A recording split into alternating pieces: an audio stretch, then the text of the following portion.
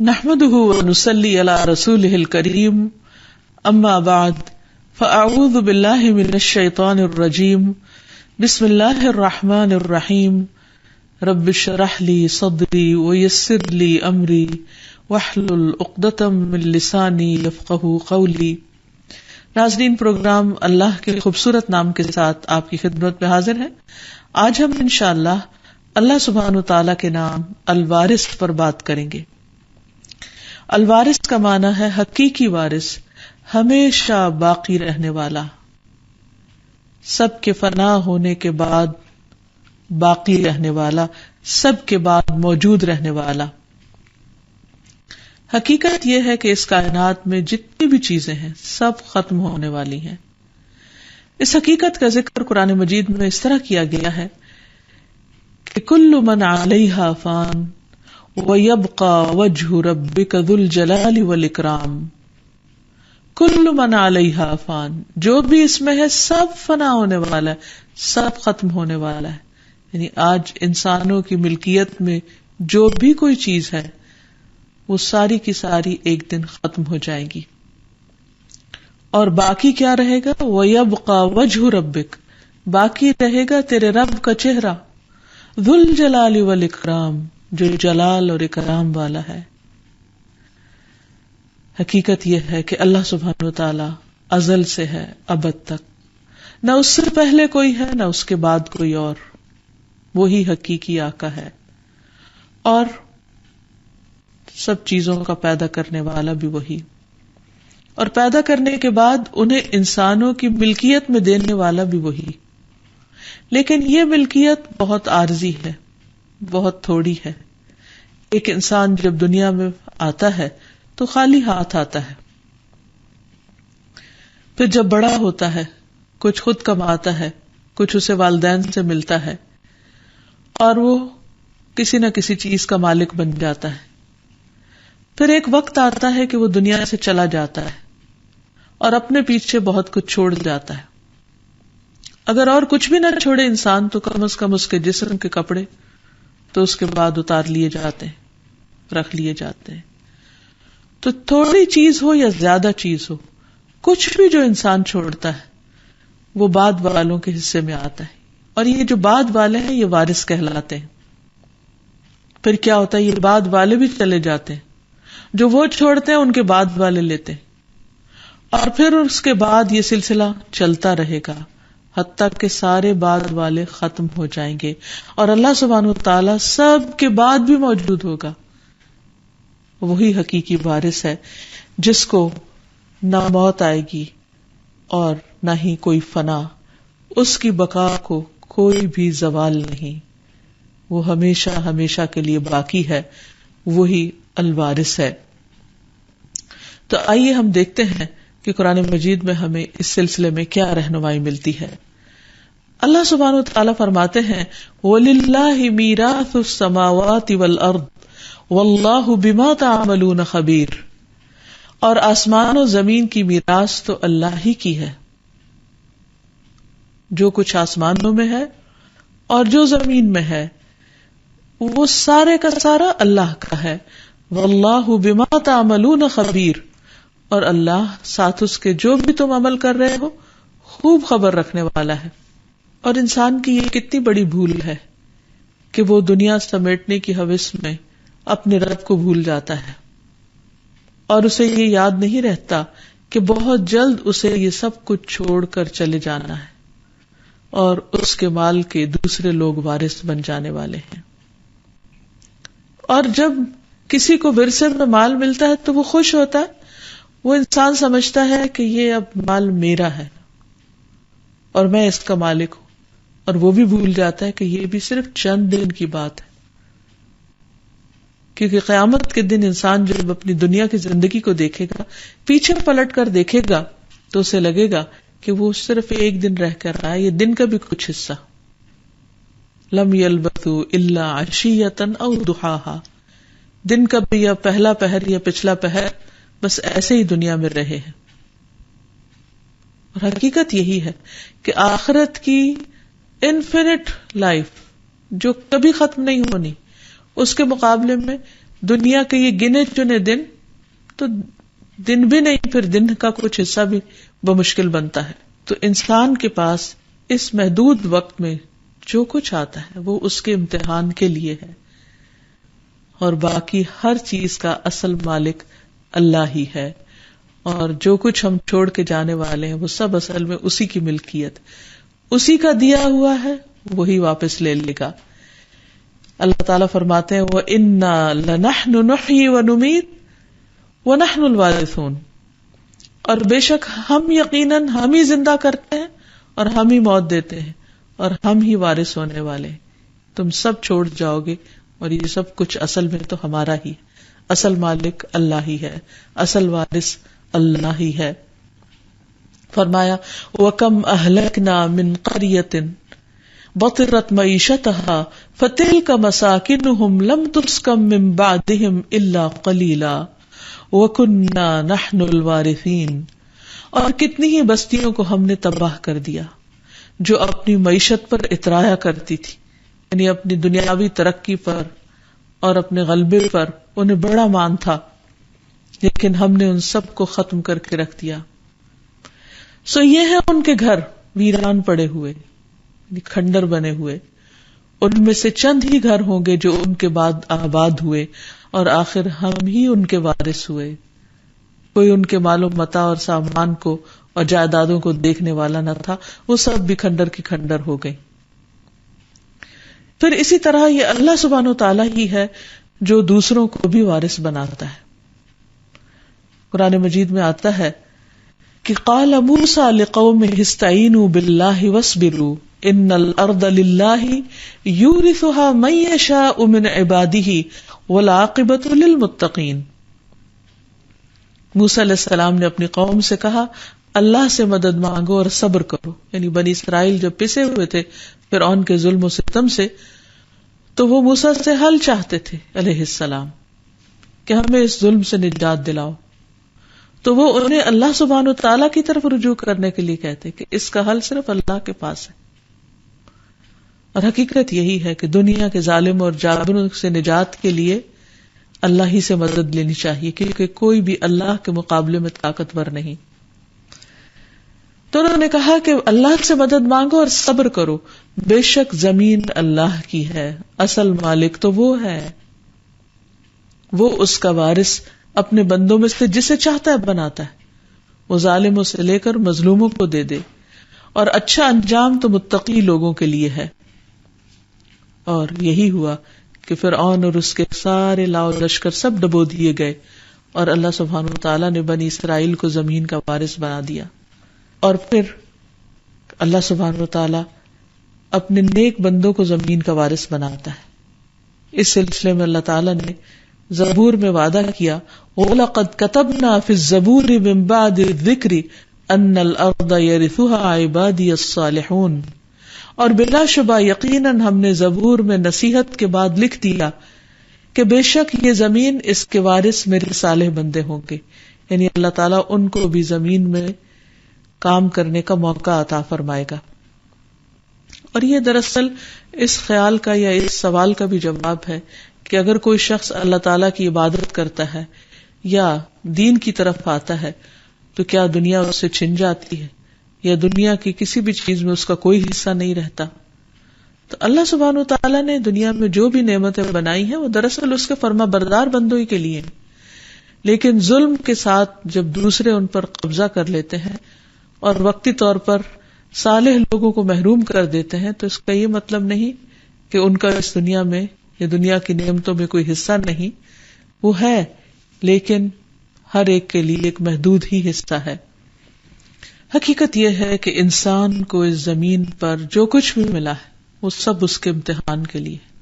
اللہ تعالیٰ فرماتے ہیں اِنَّا جَعَلْنَا مَا عَلَى الْأَرْضِ زِينَةً لَهَا لِنَبْلُوَهُمْ أَيُّهُمْ أَحْسَنُ عَمَلًا.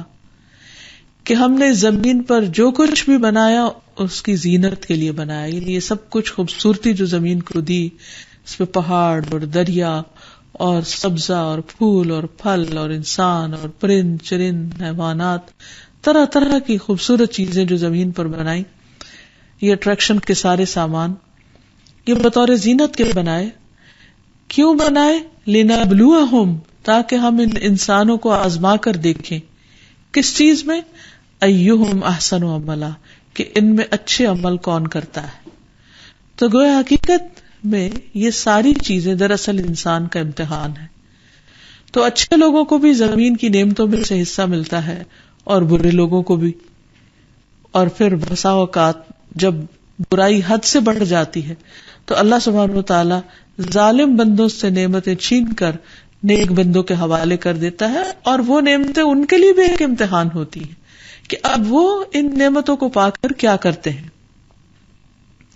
اسی لیے اللہ کے صالح بندے ہمیشہ کسی بھی نعمت اور کسی بھی اچھی چیز کے ملنے پر فکر مند ہو جاتے ہیں کہ کہیں اللہ سبحانہ و تعالیٰ ہمارا اس کے ذریعے امتحان تو نہیں لے رہا. اور امتحان کیا ہے کہ انسان اس نعمت کو کس راہ میں استعمال کرتا ہے. کیا اس سے مزید اللہ تعالیٰ کی فرما برداری کے کام کرتا ہے، یا اللہ کو بھول کر اس سے منہ موڑ کر صرف اس وقتی فائدے کے پیچھے پڑ جاتا ہے. تو اللہ تعالیٰ فرماتے ہیں فَأَخْرَجْنَاهُمْ مِنْ جَنَّاتٍ وَعُيُونٍ، اس طرح ہم نے فرعونیوں کو ان کے باغات اور چشموں سے، وَكُنُوزٍ وَمَقَامٍ کریم، اور خزانوں اور بہترین قیام گاہوں سے نکال لیا، یعنی سب نعمتیں ان سے لے لیں. كَذَلِكَ وَأَوْرَثْنَاهَا بَنِي إِسْرَائِيل، اور ہم نے ان کا وارث بنی اسرائیل کو بنا دیا. ایک اور جگہ پر فرمایا کم ترکوا من جنات وعیون وزروع ومقام کریم ونعمت كانوا فيها فاكهين كذلك وأورثناها قوما آخرين فما بكت عليهم السماء والأرض وما كانوا منظرين. وہ کتنے ہی باغ اور چشمے چھوڑ گئے جن کو انہوں نے مینٹین کیا ہوا تھا اور جن سے وہ دن رات فائدے اٹھا رہے تھے، اور کھیت اور عمدہ عمارتیں بھی، اور نعمت کے سامان بھی جن سے وہ مزے اڑاتے تھے. اسی طرح ہوا اور ہم نے ایک دوسری قوم کو ان کا وارث بنا دیا، یعنی وہ ساری نعمتیں اوروں کے کام آ گئیں. پھر نہ آسمان ان پر رویا اور نہ زمین، اور نہ ہی انہیں کچھ مہلت دی گئی. اللہ سبحانہ وتعالی جب کسی قوم کو نعمتوں سے محروم کرنا چاہتا ہے تو کوئی اس کو روک نہیں سکتا. اس لیے کبھی بھی انسان کو یہ نہیں سمجھنا چاہیے کہ جو کچھ اس کو ملا ہے وہ اس کا حق تھا، یا اب وہ جو بھی اس کے ساتھ کرے وہ اس سے جانے والا نہیں. بسا اوقات انسان کے منہ سے نکلی ہوئی چند باتیں اس کو بڑی بڑی نعمتوں سے محروم کر دیتی ہیں، کیونکہ اللہ تعالیٰ کی ناراضگی کے کلمات ہوتے ہیں وہ. تو اس لیے ہمیشہ نعمت کے ہونے پر، ملنے پر، اور جس بھی چیز کا انسان مالک ہو، یاد رکھے انسان کہ یہ سب کچھ ایک دن اسے چھوڑ کر جانا ہے. اب جو ملا ہے یہ اس لیے ملا ہے کہ اللہ تعالیٰ دیکھ رہا ہے کہ اس میں وہ کرتا کیا ہے اور اس کا استعمال کیا ہے. پھر اسی طرح اللہ سبحانہ وتعالیٰ بعض اوقات کمزور لوگوں کو زمین کا وارث بنا دیتا ہے جن کے بظاہر دنیا میں پنپنے کے کوئی آثار نظر نہیں آتے. فرمایا وَنُرِيدُ أَن نَّمُنَّ عَلَى الَّذِينَ اسْتُضْعِفُوا فِي الْأَرْضِ وَنَجْعَلَهُمْ أَئِمَّةً وَنَجْعَلَهُمُ الْوَارِثِينَ، اور ہم چاہتے تھے کہ ہم ان لوگوں پر احسان کریں جنہیں زمین میں نہایت کمزور کر دیا گیا اور انہیں پیشوا بنائے اور انہی کو وارث بنائے. اور اللہ تعالیٰ اپنے فیصلوں کو جس طرح چاہے نافذ کر سکتا ہے. لوگوں کے لیے بظاہر مشکل لگتا ہے لیکن اللہ تعالیٰ کے لیے کچھ بھی مشکل نہیں. لیکن اس کے لیے کمزور لوگوں کو اللہ تعالیٰ کی اطاعت پر قائم رہنا چاہیے، اللہ سبحانہ وتعالیٰ کی رحمتوں پر امید رکھنی چاہیے، اور صبر کے ساتھ اللہ سبحانہ وتعالیٰ کے راستے پر چلتے رہنا چاہیے. اللہ تعالیٰ فرماتے ہیں وَأَوْرَثْنَا الْقَوْمَ الَّذِينَ كَانُوا يُسْتَضْعَفُونَ مَشَارِقَ الْأَرْضِ وَمَغَارِبَهَا الَّتِي بَارَكْنَا فِيهَا وَتَمَّتْ كَلِمَةُ رَبِّكَ الْحُسْنَى عَلَى بَنِي إِسْرَائِيلَ بِمَا صَبَرُوا وَدَمَّرْنَا مَا كَانَ يَصْنَعُ فِرْعَوْنُ وَقَوْمُهُ وَمَا كَانُوا يَعْرِشُونَ، اور ہم نے ان لوگوں کو جو کمزور سمجھے جاتے تھے اس سرزمین کے مشرقوں اور اس کے مغربوں کا وارث بنا دیا جس میں ہم نے برکت رکھی ہے، یعنی فلسطین کی زمین.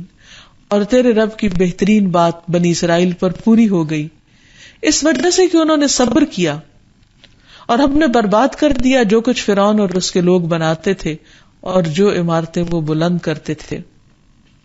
یعنی ان کا سارا کلچر ختم ہو کر رہ گیا، ان کی ساری ترقی رک گئی اور ان کا بنایا ہوا تباہ و برباد ہو گیا. پھر اسی طرح اللہ سبحانہ وتعالی جہاں لوگوں کو دنیاوی نعمتوں سے سرفراز کرتا ہے اور دنیاوی نعمتوں کا وارث بناتا ہے، یعنی دوسروں کی چھوڑی نعمتیں انہیں عطا کرتا ہے، اسی طرح اللہ تعالی دین کے معاملے میں بھی لوگوں کو وارث بناتا ہے، اپنی کتاب کا وارث بناتا ہے. جس قوم کو چاہتا ہے عطا کرتا ہے اور جس قوم سے چاہتا ہے لے لیتا ہے اور اس سے رہنمائی لے کر دوسری قوم کی طرف منتقل کر دیتا ہے. جیسے اللہ سبحانہ وتعالی نے بنی اسرائیل کو چنا اور انہیں اس نعمت سے نوازا، ان کے اندر کتابیں بھیجی، پیغمبر بھیجے، لیکن جب انہوں نے ان کا حق ادا نہیں کیا تو اللہ تعالیٰ نے ان سے یہ سب کچھ لے کر کسی اور کو ان نعمتوں کا وارث بنا دیا، یعنی امت محمد صلی اللہ علیہ وسلم کو. اور جہاں تک بنی اسرائیل کو وارث بنانے کا تعلق ہے تو فرمایا وَلَقَدْ آتَيْنَا مُوسَى الْهُدَى وَأَوْرَثْنَا بَنِي إِسْرَائِيلَ الْكِتَابَ هُدًى وَذِكْرًى لِأُولِي الْأَلْبَابِ. اور بلا شبہ یقیناً ہم نے موسیٰ کو ہدایت دی اور ہم نے بنی اسرائیل کو کتاب کا وارث بنایا جو عقلوں والوں کے لیے ہدایت اور نصیحت تھی. اور پھر اس کے بعد اللہ سبحانہ وتعالیٰ انہیں بار بار اس نعمت کی یاد دہانی بھی کراتے ہیں اور انہیں اپنی اصلاح کی طرف بھی متوجہ کرتے ہیں، کیونکہ نعمتیں اللہ کی اطاعت کے ساتھ باقی رہتی ہیں. اللہ تعالیٰ فرماتے ہیں یا بنی اسرائیل اذکروا نعمتی التی انعمت علیکم وانی فضلتکم علی العالمین. اے بنی اسرائیل یاد کرو میری وہ نعمت جو میں نے تم پر انعام کی اور یہ کہ میں نے تمہیں تمام جہان والوں پر فضیلت دی، یعنی دینی دنیاوی ہر طرح کی نعمتوں سے تمہیں مالا مال کر دیا. لیکن جب بنی اسرائیل نے اللہ تعالیٰ کی نافرمانیاں کی تو وہ نعمت ان سے چھین لی گئی اور دوسروں کو اس کا وارث بنا دیا گیا.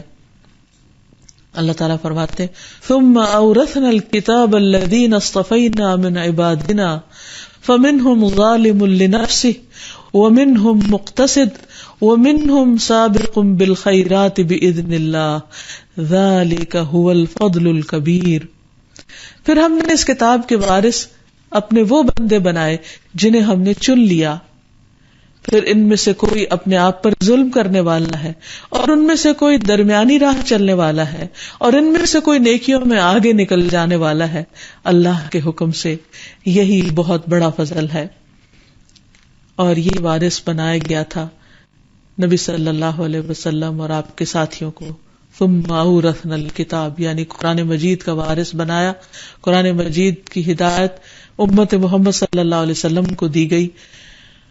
وہ کون ہے؟ الذین اصطفینا من عبادنا، جنہیں ہم نے اپنے بندوں میں سے چن لیا تھا، یعنی پوری دنیا کی اقوام میں سے نسل اسماعیل سے محمد صلی اللہ علیہ وسلم کو چن لیا اس کام کے لیے. اور پھر آپ کی امت میں سے 3 طرح کے لوگ ہیں.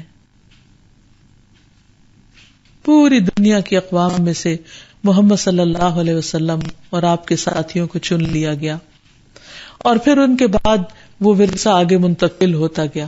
اب آپ کی امت کے لوگ 3 طرح کے ہیں. فرمایا فَمِنْهُمْ ظَالِمٌ لِّنَفْسِهِ، کچھ وہ ہیں کہ جو اپنی جان پہ ظلم کر رہے ہیں، یعنی نہ اس کتاب کا حق ادا کرتے ہیں، نہ اس کو پڑھتے ہیں، نہ سمجھتے ہیں، نہ اس کے مطابق عمل ہے. وَمِنْهُمْ مُقْتَصِد، اور بعض درمیانی راہ میں، نہ ادھر کے نہ ادھر کے. وَمِنْهُمْ سَابِقٌ بِالْخَيْرَاتِ بِإِذْنِ اللَّهِ، انہی کے اندر ایسے لوگ بھی موجود ہیں جو نیکیوں میں دوڑ لگانے والے ہیں. اور یہی دراصل اللہ کا بہت بڑا فضل ہے جو کسی کو عطا کرتا ہے. تو جب ایمان کی اور کتاب کی یہ وراثت ملے تو اس کی قدردانی کرتے ہوئے اللہ کے راستے پر دوڑنا چاہیے، جیسے اللہ تعالیٰ نے کچھ لوگوں کی تعریف یہاں بیان کی. ایسے ہی لوگوں کو اللہ تعالیٰ جنت کا وارث بنا دے گا، یعنی جو دنیا میں نبی صلی اللہ علیہ وسلم کی وراثت کا حق ادا کریں گے، اللہ تعالیٰ ان کو آخرت میں اپنی جنتوں کا وارث بنائے گا. فرمایا وَقَالُوا الْحَمْدُ لِلَّهِ الَّذِي صَدَقَنَا وَعْدَهُ وَأَوْرَثَنَا الْأَرْضَ نَتَبَوَّأُ مِنَ الْجَنَّةِ حَيْثُ نَشَاءُ فَنِعْمَ أَجْرُ الْعَامِلِينَ. وہ کہیں گے اس اللہ کا شکر ہے جس نے ہمارے ساتھ اپنا وعدہ سچا کر دکھایا اور ہمیں اس سرزمین کا وارث بنا دیا کہ اس جنت میں ہم جہاں چاہیں رہیں. عمل کرنے والوں کے لیے یہ کیسا اچھا اجر ہے. اور جنت کا وارث یعنی اب ہمیشہ ہمیشہ کے لیے وہ ان کی ہو گئی. اصل میں اللہ سبحانہ تعالیٰ نے ہر انسان کے لیے کچھ زمین جنت میں رکھی ہے اور کچھ جہنم میں.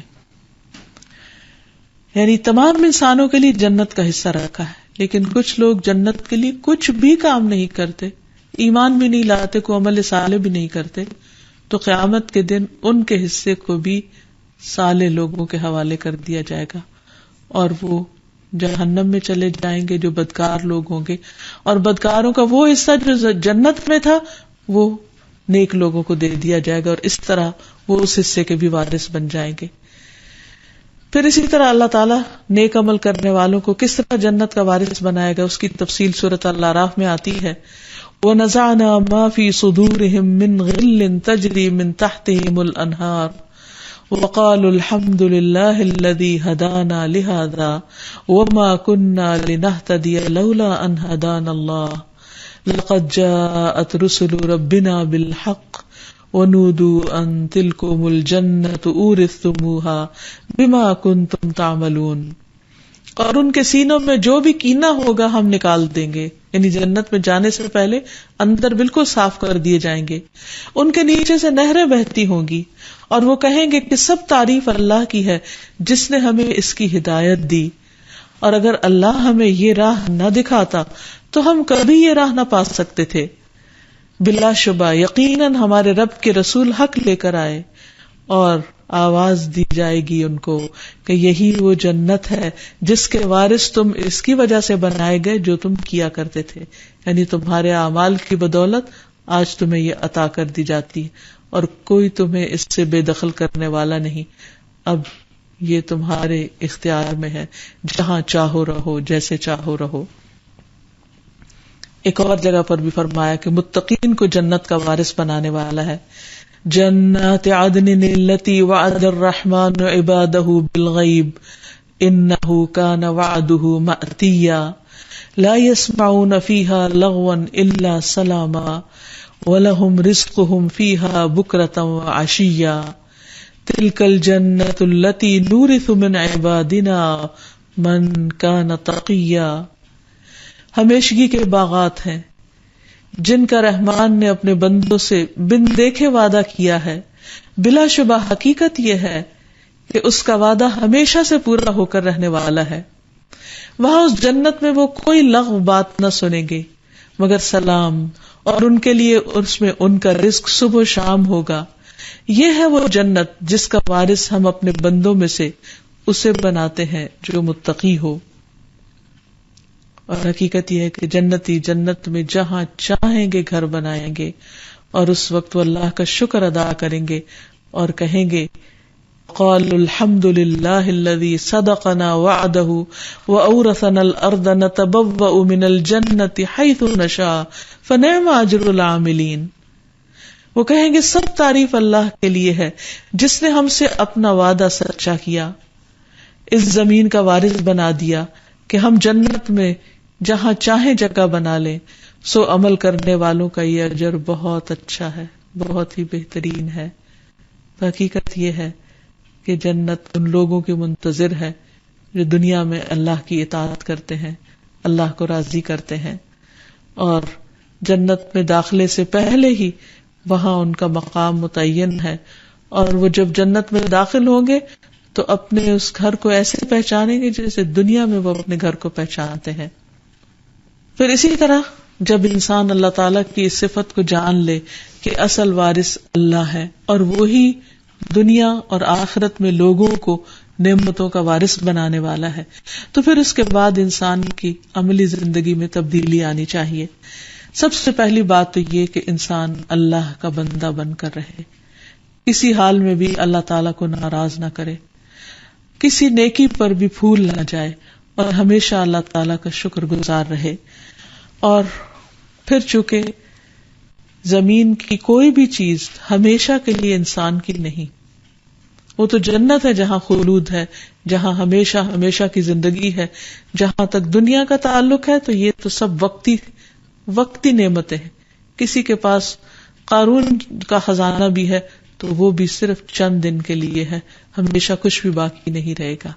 ہاں اس صورت میں وہ ہمیشہ ہو سکتا ہے جب وہ ان سب چیزوں سے اپنی آخرت خرید لے اور اسے اپنے آخرت کے بینک میں جمع کروائے. تو دنیا کی زندگی پھر کیسے گزارنی چاہیے؟ مسافر کی طرح، کیونکہ ہم ہیں ہی مسافر. اب دیکھیے کہ اگر کوئی مسافر ٹرین میں بیٹھ کر یا جہاز میں بیٹھ کر یہ سمجھ لے، اس بھول کا شکار ہو جائے کہ یہ اس کا گھر ہے اور گھر کی طرح وہاں رہنے کی کوشش کرے تو اس کو باہر نکال دیا جائے گا. وہ رہ سکتا ہی نہیں، خواہ وہ کتنا ہی آرام دہ سفر کیوں نہ ہو. تو ہم بھی اس دنیا میں ایک مسافر کی طرح ہیں. نبی صلی اللہ علیہ وسلم نے خاص طور پر اس بات کی تلقین کی تھی، کن فی الدنیا کأنک غریب او عابر سبیل. دنیا میں اس طرح رہو گویا کہ تم اجنبی ہو یا راہگیر ہو، راہ چلنے والے ہو، مسافر ہو. تو حقیقت یہ ہے کہ ہماری دنیا کی یہ زندگی ہمارے لیے ایک مسافر خانے سے زیادہ نہیں. نبی صلی اللہ علیہ وسلم نے فرمایا، تمہارے لیے دنیا سے اتنا کافی ہے جتنا کہ مسافر کا زاد راہ ہوتا ہے، یعنی اس کی ضرورت کا سامان. اور کوئی بھی عقل مند انسان دنیا کو اپنی مستقل رہائش گاہ نہیں بنا سکتا، اور کوئی بھی عقل مند انسان دنیا کو اپنی مستقل رہائش گاہ نہیں بنا سکتا. عبداللہ بن عمر فرماتے ہیں کہ ایک مرتبہ نبی صلی اللہ علیہ وسلم بوریے پر سو کر اٹھے تو آپ کے جسم مبارک پر چٹائی کے نشانات تھے. صحابہ نے عرض کیا، یا رسول اللہ صلی اللہ علیہ وسلم، ہمیں اجازت دیجیے کہ آپ کے لیے ایک بچھونا بنا دے. آپ نے فرمایا، مجھے دنیا سے کیا کام، میں تو دنیا میں اس طرح ہوں جیسے کوئی سوار کسی درخت کے نیچے سائے کی وجہ سے بیٹھ گیا، پھر وہاں سے روانہ ہو گیا اور درخت کو چھوڑ دیا. یعنی میں تو جلد اس دنیا کو چھوڑ کر جانے والا ہوں، اس لیے دنیا کے سامان کس لیے اکٹھے کرنا. یہ بات اس قدر سچی ہے کہ ہم دیکھتے ہیں کہ نبی صلی اللہ علیہ وسلم کی جب وفات ہوئی تو اس وقت آپ نے نہ کوئی دینار چھوڑا، نہ درہم، نہ غلام، نہ لونڈی، نہ کوئی اور چیز. البتہ آپ کا ایک خچر تھا، آپ کے کچھ ہتھیار تھے، آپ کی کچھ زمین تھی، اس کو بھی آپ نے اللہ کے راستے میں صدقہ کر دیا تھا. لیکن آپ نے جو وراثت چھوڑی وہ علم کی وراثت تھی، دین کی وراثت تھی. اس دنیا میں جس کے پاس اس دنیا میں اگر کسی کے پاس ڈھیروں مال بھی ہے تو اس میں سے اس کا حصہ بس اتنا ہی ہے جتنا وہ کھا لیتا ہے، جتنا وہ پہن لیتا ہے، جتنا اس کی ضروریات میں استعمال ہو جاتا ہے، اور باقی سب تو وارثوں کا ہے. اسی لیے آپ صلی اللہ علیہ وسلم نے فرمایا تھا کہ تم میں سے کون ایسا ہے جس سے اپنے مال سے زیادہ اپنے وارث کا مال پیارا ہو. صحابہ نے عرض کیا، یا رسول اللہ، ہم میں کوئی ایسا نہیں جس سے مال زیادہ پیارا نہ ہو. آپ نے فرمایا، پھر اس کا مال وہ ہے جو اس نے موت سے پہلے اللہ کے راستے میں خرچ کیا، اور اس کے وارث کا مال وہ ہے جو اس نے مرنے کے بعد پیچھے چھوڑا. تو ہم اپنے لیے آگے کم جمع کراتے ہیں اور اپنے وارثوں کے لیے پیچھے زیادہ چھوڑ جاتے ہیں. تو بہرحال یہ بھی نہیں حکم کہ آپ وارثوں کو بھیک مانگنے کے لیے چھوڑ دیں. پسندیدہ یہی ہے کہ انسان اعتدال کا راستہ اختیار کرے، کچھ اپنے پیچھے والوں کے لیے چھوڑے اور کچھ اپنے آگے کے لیے بھیجے، کیونکہ انسان کے مرنے کے بعد اس کا نامہ اعمال بند ہو جاتا ہے. ہاں، جو وہ اپنی زندگی میں صدقہ جاریہ کے کام کر جاتا ہے وہ کل بھی اس کے کام آتے ہیں اور قیامت کے دن آئیں گے. یعنی اس سلسلے میں ہم دیکھتے ہیں اللہ تعالیٰ سورۃ یاسین میں فرماتے ہیں، انا نحن نحیی الموتى ونکتب ما قدموا وآثارهم وکل شیء احصیناہ فی امام مبین. انا نحن نحیی الموتى، بے شک ہم مردوں کو زندہ کریں گے، ونکتب، اور ہم لکھ رہے ہیں، ما قدموا، جو وہ آگے بھیج رہے ہیں. یعنی آج مال میں سے، اچھے اعمال میں سے جو کچھ وہ اگلے کل کے لیے جمع کرا رہے ہیں وہ بھی ہم سب لکھ رہے ہیں. آج آپ دیکھیں کہ دنیا کے فائنینشیل سسٹمز کتنے زیادہ اسٹیبلشڈ ہیں، اور مال کی ٹرانزیکشنز، روپے پیسے کا لین دین، ان سب کی لکھت پڑھت کتنی باریکی کے ساتھ ہوتی. اللہ سبحانہ وتعالیٰ کے ہاں اس سے بھی زیادہ باریکی کے ساتھ سب کچھ لکھا جا رہا ہے کہ کس نے کون سا مال کس نیت کس جذبے اور کس حالت میں خرچ کیا،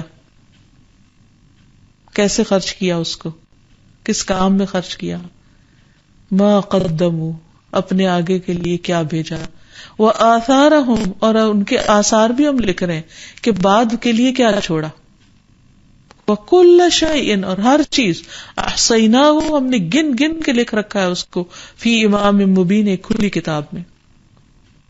تو اللہ کے ہاں پورا ریکارڈ مینٹین کیا جا رہا ہے جو کل قیامت کے دن انسان کے ہاتھ میں دے دیا جائے گا کہ اقرأ کتابک، پڑھو اپنی کتاب، کفا بنفسک اليوم علیک حسیبا، آج اپنا حساب لینے کے لیے تم خود ہی کافی ہو.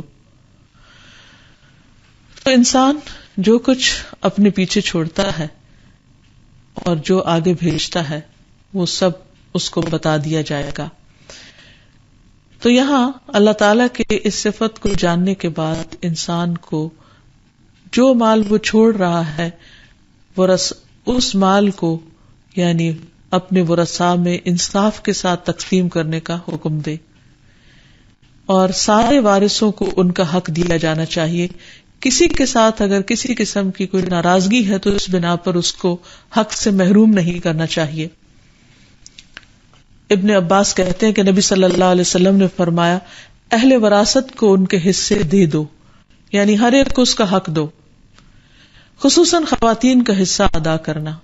رسول اللہ صلی اللہ علیہ وسلم نے فرمایا اے اللہ میں 2 ضعیفوں کا حق مارنا حرام کرتا ہوں، یتیم کا اور عورت کا، کیونکہ اس سوسائٹی میں بھی ان 2 پر بہت زیادتی ہوتی تھی، ان کا حق انہیں نہیں دیا جاتا، لوگ اسے غصب کر لیتے تھے، اور آج بھی یہ ظلم بہت ہوتا ہے، لہٰذا اس سے منع کیا گیا. پھر اسی طرح یہ کہ وراثت کے مال میں سے صدقہ خیرات بھی کرنا چاہیے، اور اگر نہیں ان کو کچھ دیا جا سکتا یتیموں مسکینوں وغیرہ کو تو اچھی بات ہی کر دینی چاہیے. پھر اسی طرح وراثت کے احکامات جو ہیں یہ حدود اللہ ہیں، ان کو پامال نہیں کرنا چاہیے، اور اس مال کو اپنا مال سمجھ کر اپنی مرضی سے وصیت نہیں کرنی چاہیے. اس مال کو اللہ سبحانہ وتعالیٰ کے بتائے ہوئے طریقے کے مطابق تقسیم کرنا چاہیے. اس سلسلے میں دیکھتے ہیں کہ حضرت سعد کہتے ہیں کہ میں بیمار ہوا تو میں نے نبی صلی اللہ علیہ وسلم کے پاس پیغام بھیجا، میں نے عرض کیا کہ مجھے اپنے مال کے تقسیم کرنے کی اجازت دے دیں، یعنی جیسے میں چاہوں تقسیم کر دوں. آپ نے انکار فرما دیا. میں نے نصف کے لیے عرض کیا، یعنی پہلے میں نے چاہا کہ میں اپنا پورا مال جہاں چاہوں دے دوں، تو آپ نے کہا نہیں. میں نے کہا کہ میں آدھا دے دوں، تو آپ نے فرمایا نہیں. میں نے کہا 1/3، تو اس کے بعد آپ خاموش رہے، اور اس طرح 1/3 کی وصیت کرنا جائز ہو گئی، یعنی مرنے کے بعد. اسی طرح وارث اگرچہ غنی ہو، امیر ہو، لیکن پھر بھی کوئی ایسی وصیت نہیں کرنی چاہیے کہ جس سے ان کا حق مارا جائے. سعد بن مالک روایت کرتے ہیں کہ رسول اللہ صلی اللہ علیہ وسلم میری بیمار پرسی میں مجھے پوچھنے کے لیے تشریف لائے. میں بیمار تھا. آپ نے فرمایا کیا تم نے وصیت کر دی ہے؟ میں نے عرض کیا ہاں. فرمایا کتنے مال کی؟ میں نے کہا اللہ کی راہ میں پورے مال کی. فرمایا اپنی اولاد کے لیے کیا چھوڑا؟ میں نے عرض کیا وہ سب مالدار ہیں، ان کو کچھ دینے کی ضرورت نہیں. آپ نے فرمایا 1/3 مال کی وصیت کرو، اور 1/3 بھی بہت ہے، یعنی چاہے وہ مالدار ہو پھر بھی تم ان کو محروم مت کرو. آپ صلی اللہ علیہ وسلم نے وارث کو محروم کرنے والے کا جنازہ نہ پڑھنے کا ارادہ کر لیا ایک موقع پر، اور ایسے شخص کو مسلمانوں کے قبرستان میں دفن نہ کرنے کا ارادہ کیا، یعنی اتنی سخت ناراضگی کا اظہار کیا. پھر اسی طرح یہ ہے کہ مال کے علاوہ علم کی وراثت یہ بھی بڑی قیمتی وراثت ہے. مال تو انسان کسی کو اپنے ہاتھ سے دے سکتا ہے، لیکن علم سکھا کے ہی دیا جا سکتا ہے. انبیاء علم کے وارث ہوتے ہیں. انبیاء درہم و دینار نہیں چھوڑتے، ان کے وارث علماء ہوتے ہیں. اور اس میں ہم دیکھتے ہیں کہ رسول اللہ صلی اللہ علیہ وسلم کی بہت واضح ہدایت ہے کہ علماء انبیاء کے وارث ہیں. بے شک انبیاء کی وراثت درہم و دینار نہیں ہوتی، بلکہ ان کی میراث علم ہے. بس جس نے اسے حاصل کیا اس نے انبیاء کی وراثت میں سے بہت سا حصہ حاصل کر لیا، یعنی بہت بڑا فیض حاصل کیا۔ ابو ہریرہ سے روایت ہے کہ رسول اللہ صلی اللہ علیہ وسلم نے فرمایا جب انسان فوت ہو جاتا ہے تو اس کے تمام اعمال منقطع ہو جاتے ہیں 3 چیزوں کے سوا، صدقہ جاریہ یا ایسا علم جو نفع مند ہو، یا نیک اولاد جو اس کے لیے دعا کرے۔ اگر دیکھا جائے تو ہمارے نبی محمد صلی اللہ علیہ وسلم کی وراثت بھی علم ہے۔ اس سلسلے میں ایک بڑی خوبصورت حدیث ملتی ہے۔ ابو ہریرہ سے روایت ہے کہ وہ مدینہ کے ایک بازار سے گزرے اور وہاں کھڑے ہو کر کہا، اے بازار والو، تمہیں کس چیز نے عاجز کر دیا؟ انہوں نے کہا، ابو ہریرہ کیا بات ہے؟ کہا کہ وہاں رسول اللہ صلی اللہ علیہ وسلم کی میراث تقسیم ہو رہی ہے اور تم سب یہاں بیٹھے ہو، وہاں جا کر اپنا حصہ کیوں نہیں لیتے؟ انہوں نے کہا، کہاں؟ کہا مسجد میں۔ وہ دوڑتے ہوئے گئے۔ ابو ہریرہ نے وہیں ٹھہر کر ان کے آنے کا انتظار کیا، یہاں تک کہ جب وہ آئے تو ان سے پوچھا کہ تمہیں کیا ہوا؟ انہوں نے کہا، ابو ہریرہ مسجد میں گئے تھے، ہم نے تو وہاں کچھ بھی تقسیم ہوتے نہیں دیکھا۔ ابو ہریرہ نے ان سے کہا، پھر تم نے مسجد میں کچھ دیکھا بھی ہے؟ کیا ہو رہا تھا وہاں؟ انہوں نے کہا، ہاں، وہاں ہم نے دیکھا کہ کچھ لوگ نماز پڑھ رہے ہیں اور کچھ قرآن پڑھ رہے ہیں اور کچھ لوگ حلال و حرام کا ذکر کر رہے ہیں۔ ابو ہریرہ نے کہا، تمہاری خرابی ہو، یہی تو محمد صلی اللہ علیہ وسلم کی میراث ہے، یعنی آپ کی وراثت مال نہیں تھا، آپ کی وراثت علم ہے، اور جو لوگ مسجد میں بیٹھ کر اس علم کو حاصل کر رہے ہیں وہ دراصل نبی صلی اللہ علیہ وسلم کی میراث حاصل کر رہے ہیں۔ اب دیکھیے کہ دنیا کی وراثت حاصل کرنے کے لیے خون کے رشتے ایک دوسرے سے کٹ جاتے ہیں، ایک دوسرے سے ناراضگیاں پڑ جاتی ہیں اور ایک دوسرے کو نیچا دکھایا جاتا ہے، اور جہاں تک محمد صلی اللہ علیہ وسلم کی وراثت کو حاصل کرنے کا تعلق ہے تو کتنے لوگ سنجیدگی کے ساتھ آپ کا چھوڑا ہوا علم سیکھنے کا شوق رکھتے ہیں۔ پھر اسی طرح انسان کو جنت کا وارث بننے کا شوق ہونا چاہیے، اس کے لیے عمل بھی کرنے چاہیے اور دعا بھی کرنی چاہیے، کیونکہ اللہ تعالیٰ فرماتے ہیں، تِلْكَ الْجَنَّةُ الَّتِي نُورِثُ مِنْ عِبَادِنَا مَنْ كَانَ تَقِيًّا، کہ ہم اپنی اس جنت کا وارث اس کو بنائیں گے جو ہمارے بندوں میں سے متقی ہوگا، اس لیے ہمیں تقوی اختیار کرنا چاہیے۔ اسی طرح ایک اور جگہ پر فرمایا، اولئک هم الوارثون الذین یرثون الفردوس هم فیہا خالدون، یہی لوگ جنت کے وارث ہیں جو فردوس میں ہوں گے اور وہ اس میں ہمیشہ ہمیشہ رہیں گے، اور ان کے بھی اپنے کچھ ٹریٹس ہیں، عادات ہیں، اخلاق ہیں کہ جن کو اختیار کرنا ضروری ہے۔ پھر اسی طرح تقوی اور اخلاق اور بڑے بڑے اعمال تو اپنی جگہ، لیکن اس جنت کی وراثت کو حاصل کرنے کے لیے کچھ ایسے کام بھی ہیں جن کی پابندی ضروری ہے۔ مثلاً ایک حدیث کے مطابق جو شخص ہر روز دن میں 12 رکعت نماز ادا کرے فرائض کے علاوہ، یعنی سنتیں پڑھے، اس کے لیے جنت کے گھر کی بشارت ہے۔ پھر اللہ تعالیٰ کی خاطر کسی سے ملاقات کرنے کے لیے جانا، جبکہ دنیا کا اور کوئی لالچ نہ ہو، صرف اور صرف اللہ کی محبت میں، تو ایسے شخص کے لیے فرشتہ اعلان کرتا ہے کہ تم بھی پاک ہو، تمہارا چلنا بھی پاک ہے اور تم نے جنت میں گھر بنا لیا۔ پھر اسی طرح مسجد تعمیر کرنا، جو شخص اللہ کے لیے مسجد بناتا ہے اللہ سبحانہ وتعالیٰ اس کے لیے اس سے بہتر گھر تعمیر کر دیتے ہیں۔ پھر اسی طرح لوگوں کو کھانا کھلانے پر جنت کے اندر اور باہر سے نظر آنے والے شیشے کے محلات ہیں۔ پھر اسی طرح اللہ کی تعریف اور صبر کرنے والوں کے لیے بیت الحمد ہے کہ جن کے بچے فوت ہو جائیں اور وہ پھر بھی اللہ کا شکر ادا کریں۔ پھر اسی طرح اللہ کی خاطر جھگڑا چھوڑ دینے والوں کے لیے جنت میں گھر کی بشارت ہے۔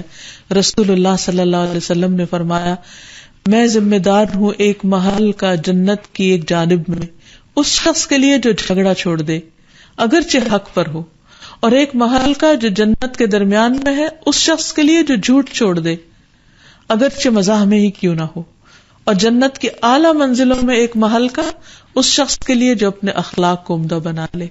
تو یہ کرنے کے کام ایسے ہیں جو انسان کو جنت کی راہ دکھاتے ہیں۔ پھر اسی طرح جو شخص علم کے راستے پر چلتا ہے، من سلک طریقا یلتمس فیہ علما سہل اللہ لہ طریقا الی الجنہ، جو ایسے راستے پہ چلا جس سے علم حاصل کیا جائے تو اللہ تعالیٰ اس کے لیے جنت کا راستہ آسان کر دیتے ہیں۔ پھر اسی طرح اللہ تعالیٰ کا ذکر کرنا، تسبیحات کی کثرت، فرمایا جو شخص سبحان اللہ العظیم و بحمدہ کہتا ہے جنت میں اس کے لیے کھجور کا درخت لگا دیا جاتا ہے. پھر اسی طرح لا حول ولا قوت الا باللہ کو جنت کا خزانہ بتایا گیا. اس میں ہم دیکھتے ہیں کہ حضرت زکریا علیہ السلام کی ایک بہت خوبصورت دعا ہے کہ جب وہ بڑھاپے کی عمر کو پہنچ گئے اور ان کی اولاد نہیں تھی تو وہ چاہتے تھے کہ دین کے اس کام میں جو انہوں نے کیا ہے ان کا کوئی وارث ہو. تو انہوں نے بہت خوبصورت دعا کی رب لا تذرنی فردا وانت خیر الوارثین، اے میرے رب تو مجھے تنہا نہ چھوڑنا اور تو بہترین وارث ہے. پھر اسی طرح نعمت والی جنت کا وارث بننے کی دعا کرنی چاہیے. رب هب لی حکما والحقنی بالصالحین واجعل لی لسان صدق فی الآخرین واجعلنی من ورثۃ جنت النعیم. اے میرے رب مجھے حکم عطا کر اور مجھے نیک لوگوں کے ساتھ ملا اور پیچھے آنے والوں میں میرے لیے سچی ناموری رکھ اور مجھے نعمت کی جنت کے وارثوں میں سے بنا. پھر اسی طرح اپنی سماعت اور بصارت اور قوت کو وارث بنانے کی دعا سکھائی گئی. ابو ہریرہ رضی اللہ عنہ سے روایت ہے کہ رسول اللہ صلی اللہ علیہ وسلم یہ دعا مانگتے تھے اللہم متعنی بسمعی وبصری واجعلہم الوارث منی وانصرنی علی من یظلمنی وخذ منہ بثأری. اے اللہ مجھے میری سماعت اور بصارت سے فائدہ پہنچا اور انہیں میرا وارث کر دے، یعنی میری زندگی تک باقی رکھ، اور مجھ پر جو ظلم کرے اس کے خلاف میری مدد فرما اور اس سے میرا بدلہ لے. اسی طرح حضرت جابر بن عبداللہ کہتے ہیں کہ رسول اللہ صلی اللہ علیہ وسلم یہ دعا مانگا کرتے تھے اللہم اصلح لی سمعی و بصری واجعلہم الوارثین منی وانصرنی علی من ظلمنی وارنی منہ ثأری. اے اللہ میری سماعت اور بصارت کو میرے لیے بہترین بنا دے اور ان دونوں کو میرا وارث بنا دے، میری موت تک باقی رکھ، جو مجھ پر ظلم کرے اس کے خلاف میری مدد فرما اور مجھ کو اس سے انتقام لے کر دکھا دے. تو اللہ تعالیٰ سے دعا ہے کہ ہم نے جو بھی اللہ تعالیٰ کے نام پڑھے ہیں ہمیں ان کی صحیح معرفت عطا فرمائے اور ہمارے دلوں میں اپنی محبت پیدا کر دے اور ہمیں ان بہترین صفات سے متصف فرما دے کہ جس سے وہ محبت کرتا ہے. اور اللہ تعالیٰ ہمیں مرتے دم تک ایمان پر قائم رکھے اور ایمان پر ہی ہماری موت ہو اور اسی ایمان کے ساتھ ہم اٹھائے جائیں اور اللہ تعالیٰ ہم سب کو اپنا دیدار نصیب فرمائے. وآخر دعوانا ان الحمد للہ رب العالمین. سبحانک اللہم وبحمدک اشہد ان لا الہ الا انت استغفرک واتوب الیک.